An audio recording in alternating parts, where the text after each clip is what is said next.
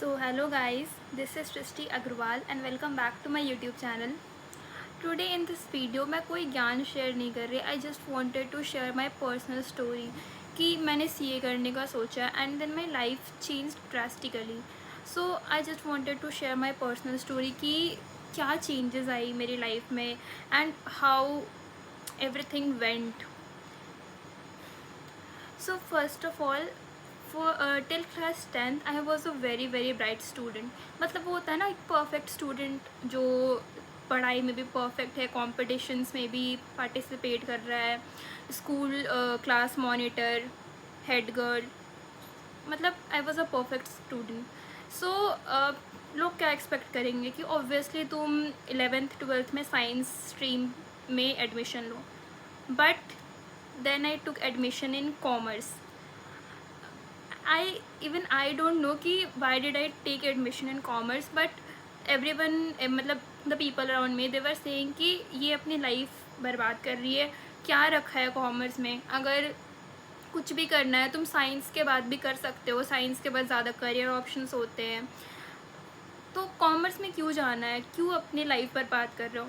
तो मेरे को उस टाइम तो आंसर करना था कि कॉमर्स क्यों जाए. मेरे को खुद नहीं पता था कि क्या क्या करियर ऑप्शंस होते हैं after commerce. Then I searched on YouTube कि what are the available career options after class 12th commerce. So सबसे फर्स्ट तो आया chartered accountant, company secretary, CA में. So then I research about CA.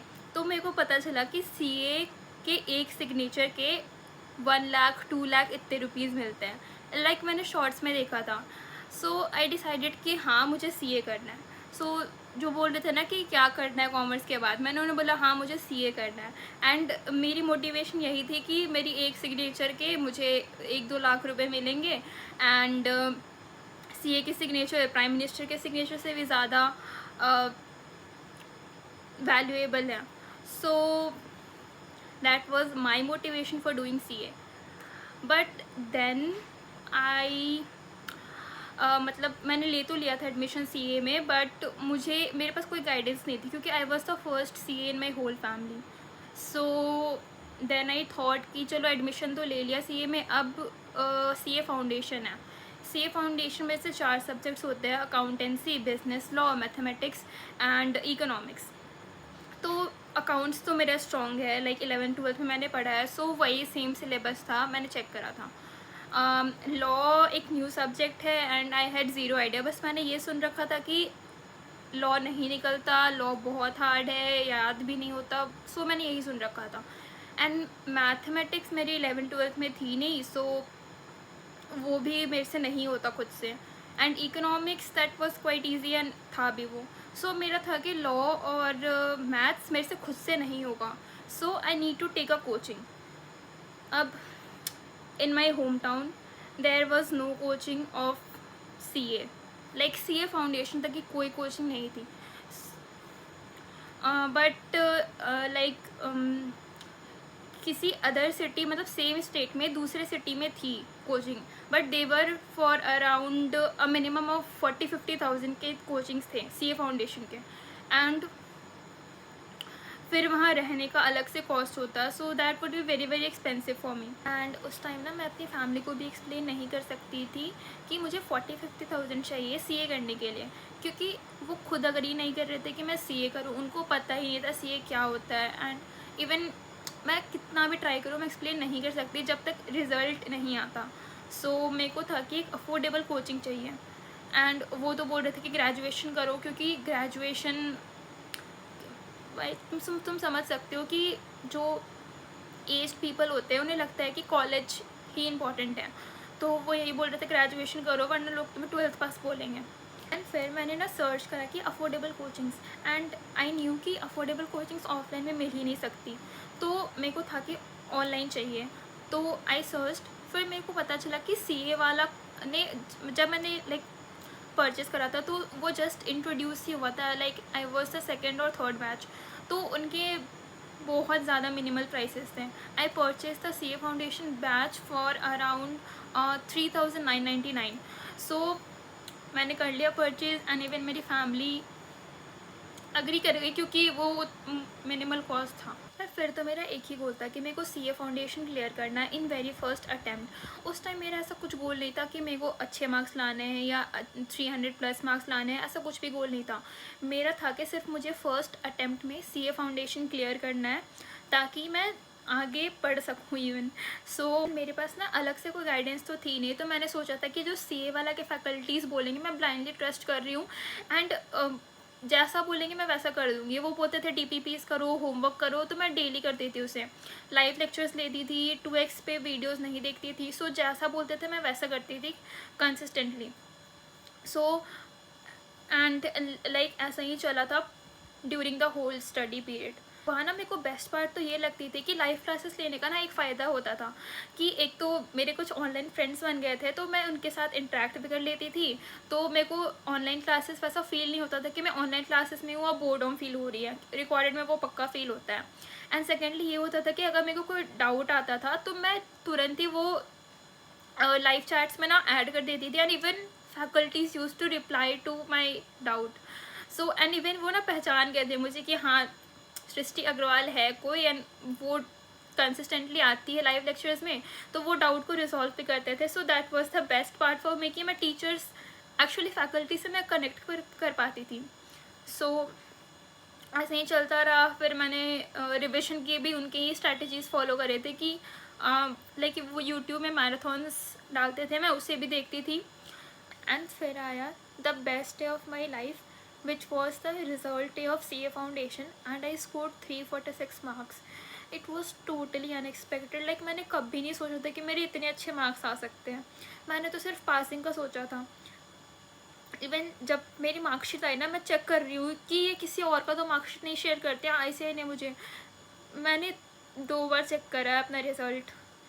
फिर मेरे को लगा कि लाइक सबके ही इतने अच्छे मार्क्स आए होंगे इस अटेम्प्ट में। मे बी पेपर, मेरे को लगा कि पेपर इजी था इस अटेम्प्ट का, तो बहुत लोगों के अच्छे मार्क्स आए होंगे। बट स्टिल इतने मतलब बहुत लोगों के तो नहीं आए थे, बट मेरे थे अच्छे। सो मैं बहुत ज़्यादा खुश हुई उस दिन। And then I got a call from PW कि क्या आप यूट्यूब में लाइव आना चाहोगे। सो मेरे को इतना डर लग रहा था कि एक तो यूट्यूब ऊपर से लाइव, ऑलरेडी मुझे कैमरा से इतना डर लगता है। सो मैंने तो फर्स्ट तो बोला कि no I won't be able to say anything, but then उन्होंने बोला नो नीड टू वरी। तो मैंने बोला ठीक है चलो, मैंने केम लाइव ऑन यूट्यूब। फिर they invited me on PW felicitation ceremony, जहाँ we went on plane, me and my mother. So एक तो हम पहली बार प्लेन में बैठ रहे थे and that too free of cost. उस दिन मैंने मम्मी के चेहरे पर इतनी ज़्यादा खुशी देखी थी कि आई प्रॉमिस माई सेल्फ कि इस खुशी के लिए मैं कुछ भी कर सकती हूँ। फिर मैंने प्लेन पे 10 स्नैप, 50 फ़ोटोज़, 10 वीडियोज़ सब ले लिए एंड डाल दिया सारे सोशल मीडिया ऐप्स पर क्योंकि मैं खुश थी। फिर I stepped into CA inter which was not that easy as CA foundation. मेरे को पता था कि इसमें 6 सब्जेक्ट्स हैं एंड ऑब्वियसली कोई भी सब्जेक्ट्स का सिलेबस मतलब सब कुछ डिफरेंट है एंड न्यू है। So I need to put extra efforts and even ना CA इंटर का CA इंटर के बुक्स एंड CA इंटर की बैच भी मुझे PW से ही मिली थी। सो आई वॉज लाइक हाँ अब मैं CA इंटर में ही I will be trusting CA वाला फैकल्टीज़ ओनली। तो मैंने अकाउंट्स के लिए नितिन सर को ब्लाइंडली फॉलो करा एंड उनके है भी यार, ही डिज़र्व्स इट। उनकी बुक इतनी अच्छी है, वो पढ़ाते इतना डीपली है कि एग्ज़ाम में ना उनके बुक के अलावा मैंने एक भी क्वेश्चन नहीं देखा। इवन मतलब बुक के अलावा अगर होगा भी क्वेश्चन तो कॉन्सेप्ट के अलावा तो हो ही सकता। वो इतना डीप जाकर पढ़ाते हैं and that was the best part. So I was like हाँ मैं अब इन्हें तो ब्लाइंडली ट्रस्ट कर रही हूँ। फिर मैंने टैक्सेशन के लिए भी जसमीत सर को ट्रस्ट करा क्योंकि वो भी कॉन्सेप्ट्स बहुत ही डीपली एक्सप्लेन करते हैं। एंड वैसे ही मैंने ग्रुप 2 में भी सारे सब्जेक्ट्स के लिए ट्रस्ट कर लिया। But one mistake which I made in CA inter was that ना कि मैं लाइव लेक्चर्स नहीं लेती थी। मैं रिकॉर्डेड लेती थी 1x 1.5x पे मैं वीडियोस देखती थी। सो that was the mistake which I made in CA inter. And I would, अगर मैं वो नहीं करती तो मे बी मेरे रिजल्ट्स और ज़्यादा अच्छे आते हैं, but yes I made that mistake. And even ना मैंने राइटिंग प्रैक्टिस के लिए ना PW का AI ग्रेडर फीचर यूज़ करा था, which help me really really a lot. क्योंकि उससे क्या होता है कि लाइक हम आंसर तो लिख लेते हैं लॉ का, बट हमें ये पता नहीं होता कि ये गलत है या सही, क्योंकि आई से जो सजेस्टेड आंसर देता है वो एग्जैक्ट हम लिख ही नहीं सकते वैसा. तो AI ग्रेडर फीचर ना उसने बहुत हेल्प करा है मुझे लिटरली. लाइक मैं आंसर लिखते थे एंड फिर उसे इवेलुएट करती थी यूजिंग AI ग्रेडर फीचर. तो मुझे बताता था कि आप क्या इसमें अच्छा कर सकते हो. So that really help me a lot in majorly law. So अगर आपको CA वाला के बैचेस चेक करना है तो now is the best time, because अभी CA वाला के बैचेस में फाउंडेशन में अप टू 80% के डिस्काउंट है एंड इंटरमीडिएट में up to 70%. So now is the best time to purchase the batches if you want. And the second thing is कि CA वाला कभी भी मतलब even if it is affordable, ऐसा नहीं है कि वो कहीं भी कॉम्प्रोमाइज़ करता है. It's result speaks. अभी फाउंडेशन में 2025 अटैम्प्ट में CA वाला ने 3 रैंकर्स प्रोड्यूस करे एंड इंटरमीडिएट में तो 11 रैंकर्स प्रोड्यूस करें. सो यू कैन सी कि इवन इफ वो अफोर्डेबल है वो कहीं भी कॉम्प्रोमाइज़ नहीं कर रहा, बिकॉज रैंकर्स ऐसे ही प्रोड्यूस नहीं होते विदाउट क्वालिटी कंटेंट. सो आप चेकआउट कर सकते हो CA वाला के batches. I trusted them, you can also. So everything was going good until the classes were completed. But जैसे ही क्लासेस कंप्लीट हुए एंड मैंने रिविजन स्टार्ट करा, आई रियलाइज्ड कि मेरे को कुछ भी याद नहीं है. सो आई थॉट कि अब मैं कैसे रिवाइज़ करूँ, क्योंकि मैंने प्रैक्टिकल सब्जेक्ट्स के ना नोट्स नहीं बनाए थे. मैंने सिर्फ आंसर क्वेश्चंस प्रैक्टिस करे थे, तो मैंने प्रॉपर नोट्स बनाए नहीं थे. सो आई थॉट कि मैं PW के ही नोट्स रेफ़र कर लेती हूँ and they were literally so good. Like practical subjects के लिए मैंने उन्हीं नोट्स को पढ़ के करा है पूरा अपना रिविजन, एंड मेरे को सब याद भी आ रहा था क्योंकि वो क्लासेस में उन्हीं नोट्स से पढ़ाते हैं. तो अगर आप वापस से उन्हीं नोट्स को रेफ़र करोगे तो आपको याद आ जाता है. सो वो धीरे धीरे वो रिकॉल होने लग गया था मुझे.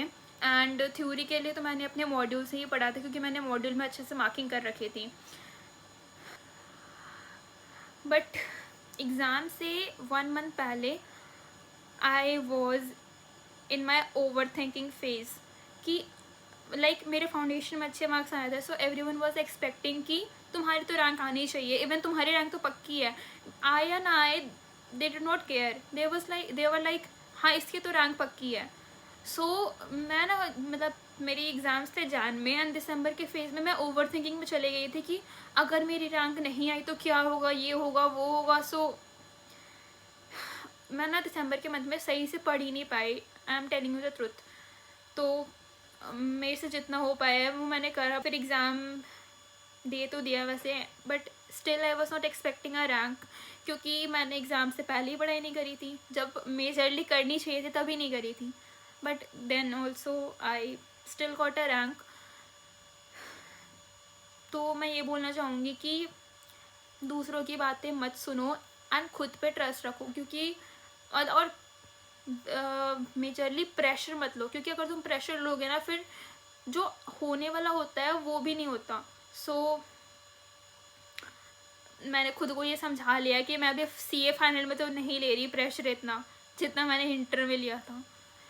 सो उसके बाद अब मेरी आर्टिकलशिप स्टार्ट हो गई and finally my family believes कि हाँ yes CA is a good profession. क्योंकि पहले तो वो यही सोच रहे थे कि कुछ नहीं रखा है, मतलब CA क्यों कर रही है, ग्रेजुएशन करनी चाहिए इसे, क्या है CA. बट जब मेरी आर्टिकलशिप स्टार्ट हुई तब उन्हें and I started earning something कि मैं अपना एक्सपेंस तो खुद से हैंडल कर सकती हूँ. देन दे रियलाइज्ड कि येस बहुत अच्छी स्ट्रीम मतलब प्रोफेशन है CA and it is very noble profession. तो दैट वॉज माई स्टोरी कि how I went from this to that. Thank you so much for watching this video.